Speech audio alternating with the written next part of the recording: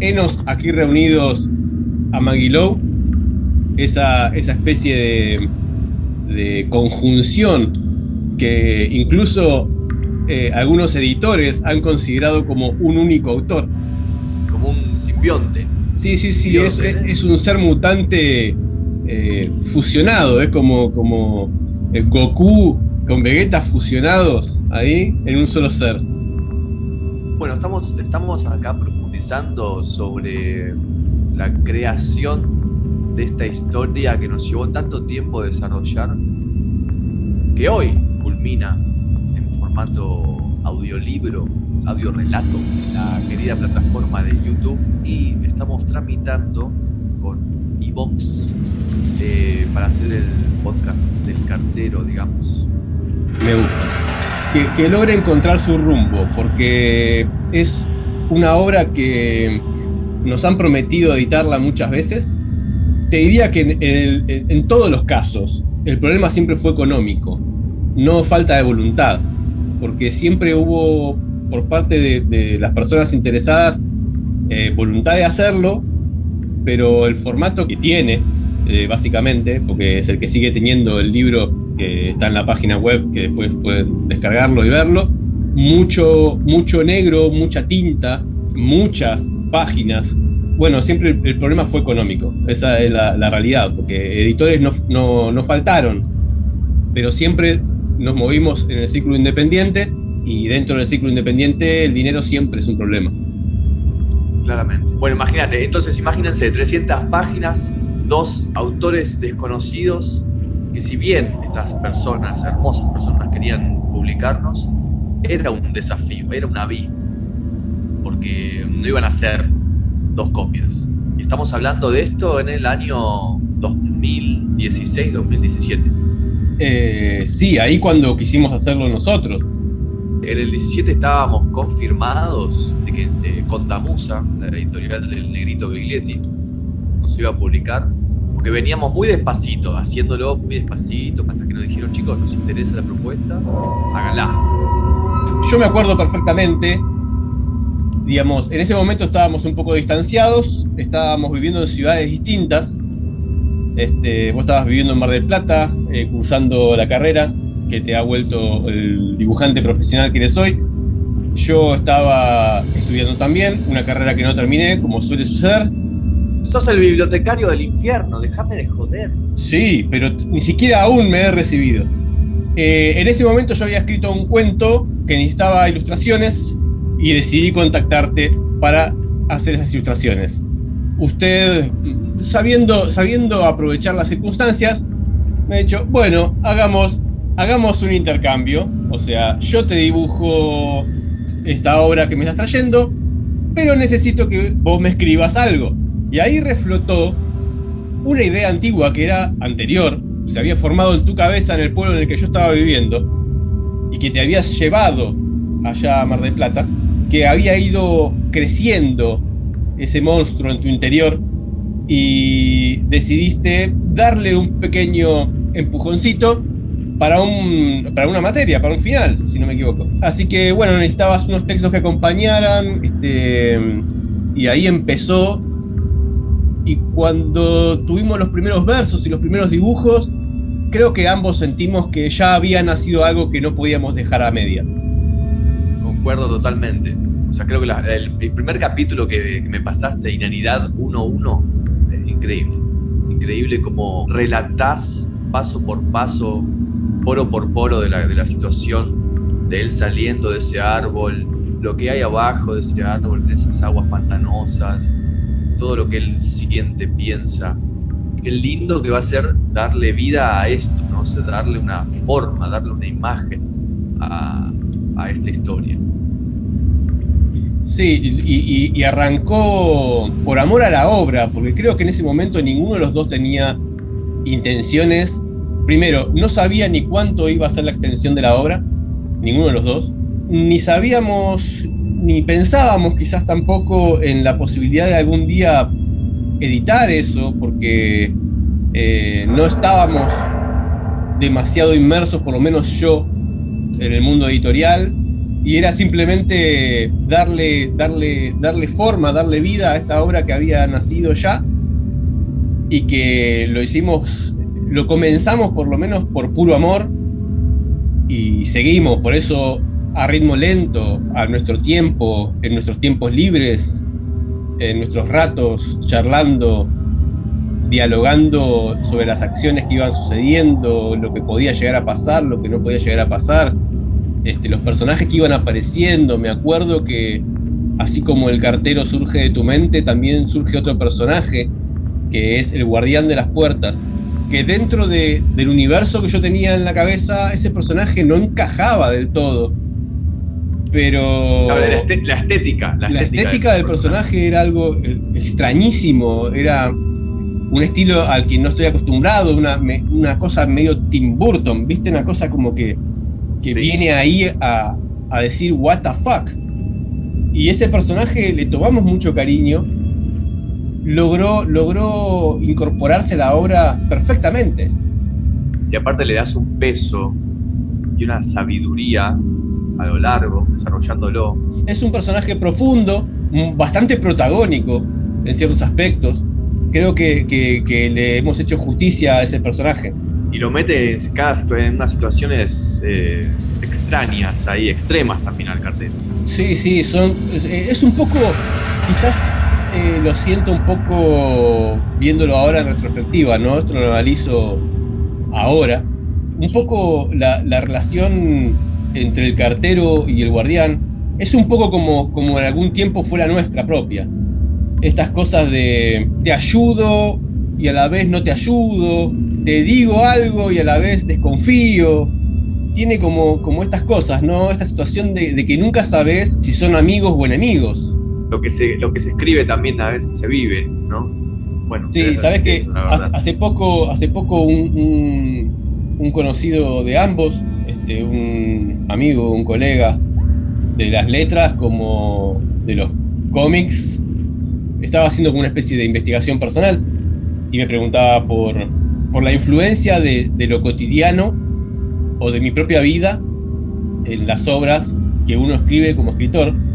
Y me veo... Qué interesante pregunta. Sí, y me vi forzado a admitir que prácticamente todo lo que escribo tiene un pie en la realidad y un pie en la fantasía. Y el cartero cumple con esa norma y todos mis relatos, ¿no? Y el misterio para el lector va a ser qué cosa y qué no, claro. Me acuerdo, antes de irme de ese pueblo, hicimos prototipos de lo que era, porque mi idea al principio era un personaje de historieta, ¿no?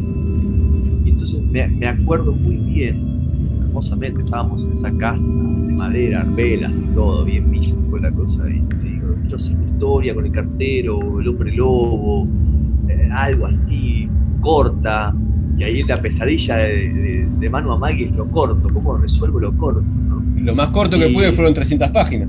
Y ahí surgió también una historia muy buena, o sea, la hicimos en ese momento, como nos suele pasar, o sea, hemos tenido noches creativas que han dado fruto y han quedado materializadas, inmortalizadas en libros. Creamos esta historia que Baudán, la del hombre lobo, que quedó como una idea en realidad. Yo hice un par de bocetos, vos escribiste el guión, quedó ahí. Previo a eso, habíamos hecho la de Cartero hablaba con el diablo, le entregamos una carta al diablo. Tengo las ilustraciones de esa etapa. Y eso fue los primeros dibujos, las primeras ideas que después desencadenaron en lo que es El Cartero libro 1 y 2 y después Relatos Ocultos. Porque no nos alcanzó con El Cartero el libro. Tuvimos que irnos a la historieta nuevamente y ampliar. Es la historia de la muerte a lo largo de toda la vida y más allá de esta existencia nuestra, de este presente, como vamos a un futuro cercano, salen estas historias, por eso se llama Relatos Ocultos, porque está metido entre medio de un montón de años y cosas. Es importante remarcar, me parece a mí, cada una de esas historietas está prácticamente inspirada o basada en un solo cuarteto del poema. O sea, entonces, tomamos un cuarteto del libro, que estamos hablando de 5.000 versos, ¿no? Y con eso hicimos un cómic de 5, 6, 10 páginas, y cada uno de esos cómics representan un cuarteto. Me imagino que se podrían hacer cómics de cada cuarteto, sería una locura imposible, Mira, pero me gusta imaginar cosas astronómicas a mí. contame una cosa, Sí. vamos al proceso creativo. Contame cómo se te creó ese escenario, el primer escenario de donde sale él, o habíamos hablado de un árbol, creo que yo te había dicho un árbol, o vos, no me acuerdo esa parte, y después todo el desarrollo, ¿no? O sea, cómo salió, cómo te imaginaste todo ese escenario.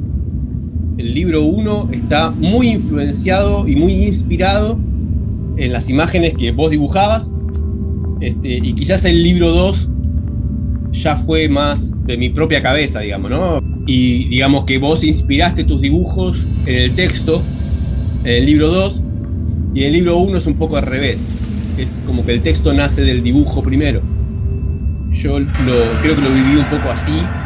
Creo que tiene que ver también con el apuro que nos generó la posibilidad de realmente editarlo en papel, que ya estaba avanzada la historia, pero no tanto. Creo que las últimas 3 partes del cartero las debo haber escrito en un verano. Teníamos una fecha límite, teníamos el deadline, y me había dado cuenta de que para cumplir con ese objetivo tenía que escribir 5 cuartetos por día para llegar. Tengo testigos que me han visto levantarme. Yo estaba trabajando encima, temporada turística en el pueblo donde vivo, muy poco tiempo libre, así que me levantaba a 5 de la mañana a escribir 5 cuartetos. Era la meta, y lo hacía religiosamente todos los días. Tuviera o no ganas, tenía que levantarme a escribir. Tenías un compromiso. Sí, había que cumplirlo, había que terminar esa historia. Lo peor de todo, la historia eran conceptos generales, ¿no? Era como que yo sabía de forma general lo que iba a pasar más o menos en esas circunstancias, pero el formato que me autoimpuse de 25 cuartetos por parte, 5 partes por capítulo y 10 capítulos, o sea, era tan estructurado el esquema que había que hacer que no solamente lo que sucedía en el capítulo que correspondía, sino que ocupara la cantidad de versos que requería el esquema que habíamos planteado, o que yo me había planteado, para que haya una armonía. Entonces, como que ahí era un poco más complicado encontrar la forma de que la acción entrara exactamente en ese tamaño, ¿no? En ese formato. Sí, cuando hablamos de acción, verdaderamente también acción. O sea, sí, que lo atrapante. Pues no termina siendo un bodoque de cosas. Claro, nada que ver. O sea, mantener eso, mantener el ritmo. La métrica, una lectura tiene que ser pausada. Tiene unas palabras que no comunes. Sí, o sea, por lo menos para la gente que lee poco. Claro, sí, yo medio que en la métrica me cagué. Simplemente me dediqué a conservar una rima para que fuera un poco musical la lectura, que lograra un poco de balanceo, ¿no? Digamos, lee una palabra al final de un verso y te arrastra al siguiente. La melodía misma, ¿no? Te arrastra. Quiero que me cuentes a la hora de concebir ciertos personajes. ¿Por qué el cura? La mayoría de los personajes, por ahí hay un poco de influencia o intención de influencia un poco junguiana en lo arquetípico, buscar personajes que en realidad sean un poco como estereotipos, que representan una forma de pensar. O sea, el personaje en realidad, como personaje, es secundario. Lo que representa el personaje y su forma de pensar es lo que realmente me interesa. pero necesitaba un personaje que tuviera, por ejemplo, determinada concepción de lo que es la divinidad para poder encarar la conversación, que es lo importante. La contraposición de ideas distintas y las argumentaciones de cada uno de los personajes para que no gane ninguno. Pero en muchas de las discusiones termina siendo prácticamente un empate, se dan los argumentos y ninguno de los argumentos termina de ser del todo lapidario con el otro argumento. La idea quizás era presentar el dilema, presentar los argumentos desde cada posición y dejarle al lector pensar y evaluar los argumentos de las dos partes y que tome posición el lector, no tanto la obra. Esto es una de las cosas más enriquecedoras del libro, porque me parece una obra tan rica en cuanto a mensaje, a profundidad, a sabiduría, a semilla, que es como que quedo ahí, wow, que cómo se nota que la sociedad no quiere pensar, no quiere. Es incómodo pensar, y pensar en cosas como la muerte. Porque hasta no solamente describís eso a lo largo del libro, sino que también das cátedra de muchas cosas socioculturales, religión, política, y el backstage de toda esa porquería, muy entre líneas, o no, o a veces muy ahí en la cara, pero tenés que estar ligado. Cuando recibís esos mensajes, vos decís, es verdad, esto pasa hoy, y pasaba en el siglo Chinchilcuanco, lo mostrás de una forma tan rica y directa, que por ahí leyendo hoy en día ciertas mensajes o libros, es como muy pochoclo la información de hoy. Me siento muy halagado. Muy halagado. No, es verdad, si no te lo dije nunca, bueno, qué lindo que quede grabado, pero es lo que siempre sentí, o sea, y más al haberlo interpretado ahora con el audiolibro, en su momento lo leí para entenderlo y dibujarlo. Ahora lo volví a leer para interpretarlo. Cada mensaje fue de vuelta un rever, un entender, y no soy la misma persona hace 10 años atrás, y entonces es como que el mensaje captó. Increíble. Felicitaciones por ese tipo de filtro. Quería abordar esos personajes secundarios que van guiando en la búsqueda del traidor. No nos olvidemos del por qué el cartero nace, para el que no conoce la historia o no. Bueno, a mí me da un poco de miedo spoilear. La historia arranca con el nacimiento del cartero, con prácticamente una única misión: encontrar y dar muerte a otra parca, porque el cartero no es otra cosa que una parca, pero la gente dice el cartero, y hay tanto cadáver y tanta cosa, tanto de muerte. ¿Por qué? Si un cartero no tiene nada que ver con la muerte. Nuestro cartero es una parca, no es el único cartero. Los carteros son siempre uno, pero resulta que Su Majestad la Muerte va creando nuevos carteros para que eliminen a los viejos carteros. Eso me pareció sensacional. Hay que tener cuidado con lo que uno dice para no spoilear la obra, sí. y que vayan a leerla, porque si no se van a perder lo rico que tiene justamente estas conversaciones que surgen después en la búsqueda de este traidor, a quien acusan de haber matado a Dios, ¿no? Dios ha muerto y nosotros somos los culpables.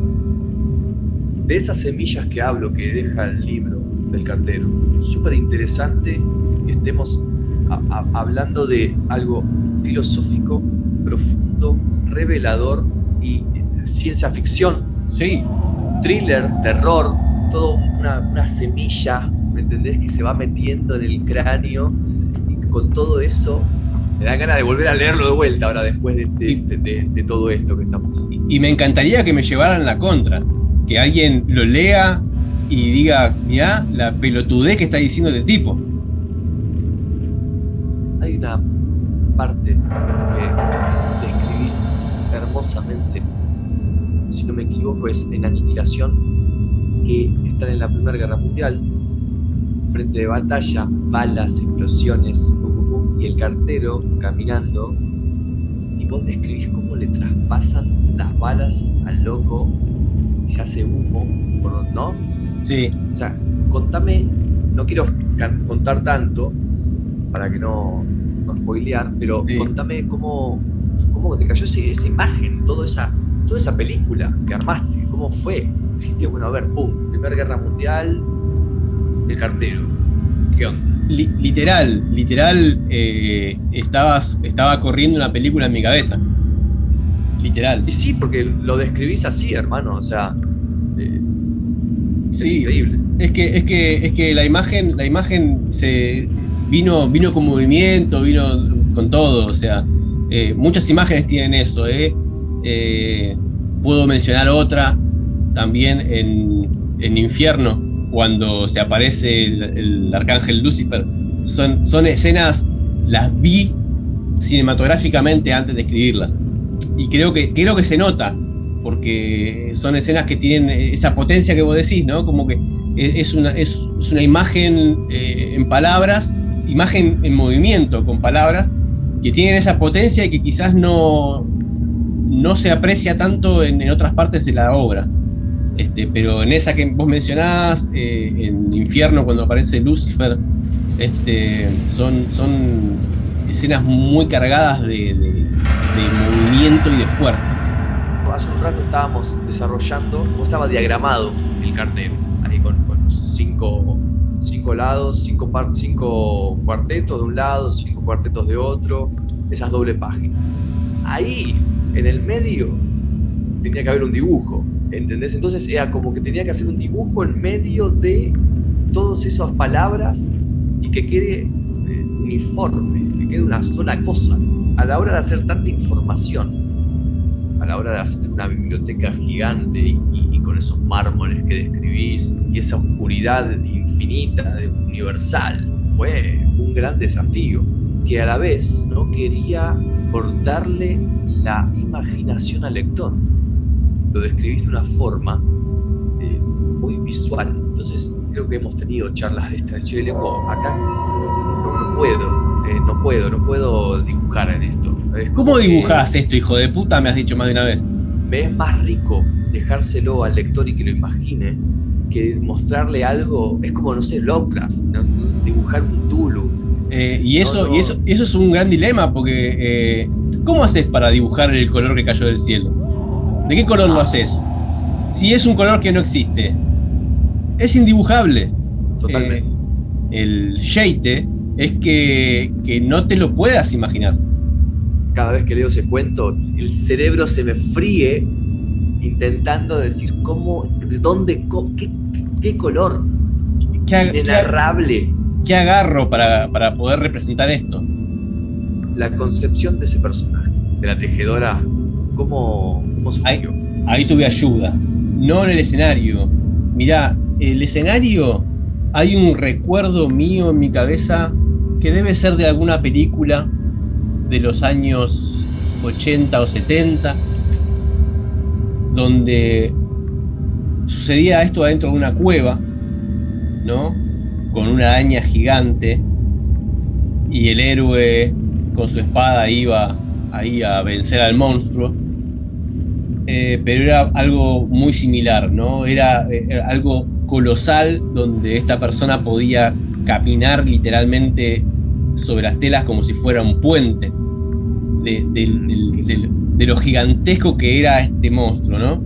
El paisaje tiene mucha influencia de esa escena que me vino a la cabeza por la construcción de este personaje, que tenía que ver con el destino y con la idea de las moiras, ¿no? En la mitología, estas tres entidades que representaban esto, ¿no? La mujer que hilaba, la que tejía y la que cortaba el hilo, que representaba la muerte, el corte del hilo, ¿no? Y que tenía que ver con esta cuestión de la tela y del entramado de la tela como la cuestión del destino, ¿no? Porque uno dice, bueno, a ver, voy a hablar del destino. Destino, las moiras. Las moiras que tejen tela, araña. Y todo es como se va concatenando solo. Y terminás hablando en este caso de un monstruo gigantesco parecido a una araña que teje el destino de la humanidad. Todo esto dentro no de una cueva, sino de un vacío inconmensurable por fuera del universo, porque hasta el universo está atado a un destino. Vuelvo a esta escena de las balas y las explosiones en la Primera Guerra Mundial y el cartero atravesando todo eso. Por lo menos como yo me lo imaginé, no encontré referencia. Quería destacar eso, no encontré referencia. Mismo en la biblioteca, sí, es una biblioteca, pero ¿cómo lo describís? Es algo original y único. Yo creo que tendría que ir muy profundo para ver, por ejemplo, esa idea, ¿no? Mi concepción de lo que es el infierno. Tendría que ponerme a buscar muchísimo, a ver de dónde carajo saqué ese Frankenstein. Porque he visto cielos representados como bibliotecas, pero infiernos. Y lo más importante no es el paisaje, sino por ahí la fundamentación de ese paisaje. O sea, está bien, el que usa el cielo como biblioteca está pensando en que hay cuánto amor por la literatura y que el lugar más bello para poder pasar la eternidad es tener acceso a los libros porque amo leer. Ay, qué lindo. Y ahí se queda, ¿no? El tema. Poner a la biblioteca en el infierno y justificarla del modo que está justificado, tendría que buscar mucho, quizás. Creo que es la idea más original que tuve en esta obra. Quizás la imagen de Lucifer es más fácil de encontrar, digamos, la raíz de esa conformación, pero por ahí la conjunción de esas dos cosas es bastante original. No me voy a arrogar la totalidad porque sé que nada de lo que sale de mi cabeza es totalmente mío, pero es un concepto interesante, me parece, y creo que es el que más me han elogiado. Es su majestad la muerte, claramente, porque es femenino, pero nunca debatimos si estaba representado por ella o por él, o por eso. No, nunca lo debatimos, no. Creo que en parte también esto casi que fue como una confirmación, incluso a partir del dibujo que hizo Kundo Klunch. Es verdad. Que dibujó Kundito, eso. Querido Kundito. Dibujó eso con la obra incluso no terminada, me parece. Fue una ilustración para Relatos Ocultos, la primera parte, y estábamos en proceso de terminar. De hecho, la concepción del personaje de la muerte, yo lo fui desarrollando a lo largo de mis estadías en Brasil. Y te fui mandando imágenes, che, ¿te parece esta? ¿Te parece esta? Y después llegué a la conclusión de que quería tipo algo, ay, ¿lo digo o no lo digo, mano? ¿Lo digo o no lo digo? Quería que sea como una virgen. No quería, o sea, en su momento claro, iba a ser algo no monstruoso, sino algo que imponga respeto, un miedo. De hecho, creo que en un momento había imaginado un velo negro que le cubre toda la cara y no se le ve la cara a la muerte. Entonces iba a ser algo más creepy, ¿viste? Algo más, mirá, miren hasta acá. Pero después dije, no, tiene que ser algo hermoso y sensible. Y a la vez, todo lo opuesto. Bueno, pero vos fijate la carga simbólica que tiene por ahí elegir un aspecto virginal en el sentido de la Madre de Dios, ¿no? Contraponiendo esta figura de la muerte con respecto a su contraparte virginal que da la vida a Dios, y acá estamos hablando de la muerte de todo.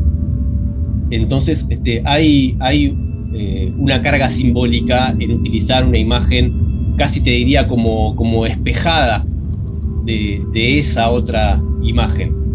Perfecto, nunca lo vi, me había dado cuenta. Si vos lo hiciste, sos un capo. Si nos dimos cuenta ahora, qué lindo. Es buenísimo esa simbología. Sí. O sea, cierra por todos lados. Sí. No, es que nos tomamos años para hacer esto. Y obviamente debe tener 3 millones de fallas. 3 millones de fallas, pero también el inconsciente hermoso va actuando de esa forma que hoy en día nos encuentra hablando de esto y resolviendo eso. Por eso te digo que con todos los errores que tiene, cargas que yo llevo, sociales, que están anquilosadas en mi cabeza y que cuesta erradicar, y todas esas cosas, por eso digo que me siento tan desnudo con esta obra. Si mi psicólogo agarrara esta obra, creo que se hace un banquete. Por lo menos yo desde lo literario estoy muy expuesto en todo sentido. Y de lo que puedan acusar muchas veces a la obra, en realidad son mis propios problemas. Y son discusiones que yo tengo dentro mío todo el tiempo. Son cosas que trato de mejorar, son cosas que trato de pulir, son cosas que quizás están arraigadas y las defiendo, pero hay de todo. Pero es todo muy personal, a la vez y a la vez no. Bueno, Manu, muchas gracias por este momento, por abrirte, por dejarme entrar en tu casa, por dejarme entrar en tu vida también, ¿no? O sea, ya que nos estamos con las flores, vamos a seguir con las flores. Y sí. Por dejarme entrar en tu vida hermosa una vez y volver a entrar otra vez. Y seguir ahí siempre boyando uno alrededor de la vida del otro, cual parásito extraterrestre que insiste, ¿no? en crear, porque la verdad que seguimos co-creando todo el tiempo. Creo que nuestras conversaciones más cotidianas siempre terminan yendo hacia el lado creativo, inspirándonos mutuamente. Creo que eso vale oro para alguien que se dedica a cualquier cosa artística, tener otro compañero o compañera artística que esté todo el tiempo ahí tirándote cosas que andás a ver cuándo las agarrás ahí en el aire y las volcás en un papel, ya sea en forma de ilustración o en forma de texto. Eso me parece que es valiosísimo. Así que bueno, gracias a vos también. Varias, no digo muchas, tenemos varias ideas para materializar. Un montón, tantas que nos olvidamos de anotarlas y nos olvidamos, y después resurgen. ¿Te acordás que habíamos hablado de esto? Y vos decís, ¡oh, cierto! Esa historia que quedó ahí fermentando e inflándose como un pan pasado de levadura, que ya huele a que necesita una horneada. Hay un par de historias que nos van a hacer retornar, porque sí, nosotros siempre volvemos. Gracias.